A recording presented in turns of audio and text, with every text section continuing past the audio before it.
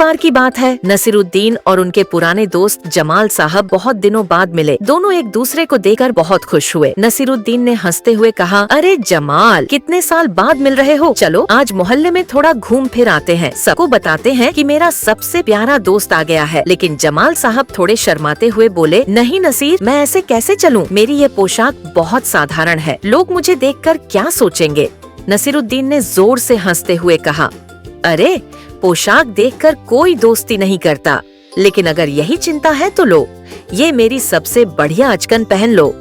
बस फिर क्या था, उन्होंने अलमारी से अपनी चमचमाती भड़कीली अचकन निकाल ली। वह अचकन सुनहरी किनारी वाली थी और उस पर फूलों की कढ़ाई की हुई थी। जमाल साहब ने अचकन पहनी और आईने में खुद को देखकर बोले, वाह, अब तो मैं किसी नवाब से कम नहीं लग रहा। दोनों बहुत खुश हुए और साथ साथ घूमने निकल पड़े। पहला पड़ोसी सबसे पहले दोनों पहुँचे नसीरुद्दीन के पड़ोसी के घर।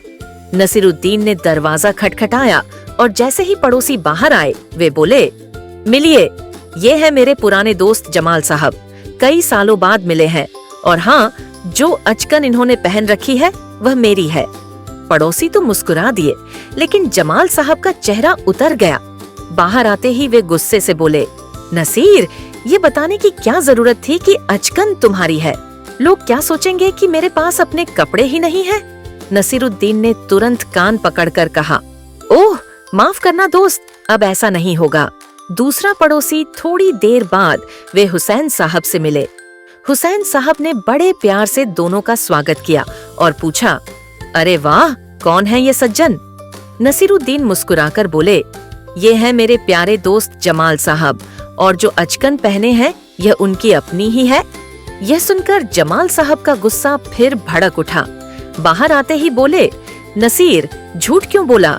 मैंने कब कहा था कि तुम कहो कि अचकन मेरी है? पोशाक की बात छेड़े बिना भी तो परिचय दिया जा सकता था।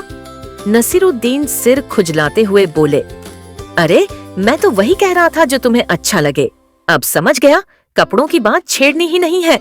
दोनों हंसते बतियाते आगे बढ़े। तभी रास्ते में एक और पड़ोसी मिल गए। नसीरुद्दीन ने हाथ जोड़कर कहा, भाई साहब, मिलिए मेरे खास दोस्त जमाल से।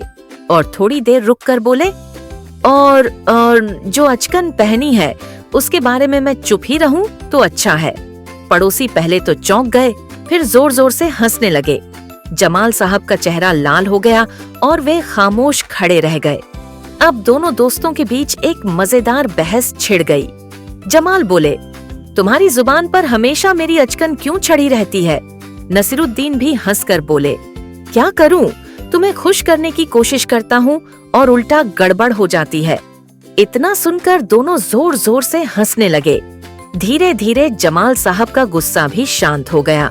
तभी नसीरुद्दीन ने समझाते हुए कहा, देखो जमाल, असली दोस्ती कपड़ों से नहीं, दिल से होती है। लोग हमें हमारी अच्छाइयों से पहचानते हैं, न कि हमारी पोशाक से।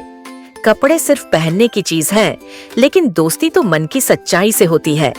जमाल साहब मुस्कुराए और बोले, सच कहा दोस्त, अगली बार मैं अपनी साधारण पोशाक में ही आऊंगा। जो लोग असली दोस्त होंगे उन्हें कोई फर्क नहीं पड़ेगा।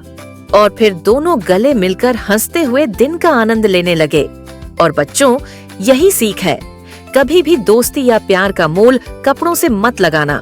असली पहचान हमारे व्यवहार और दिल की अच्छाई से होती है।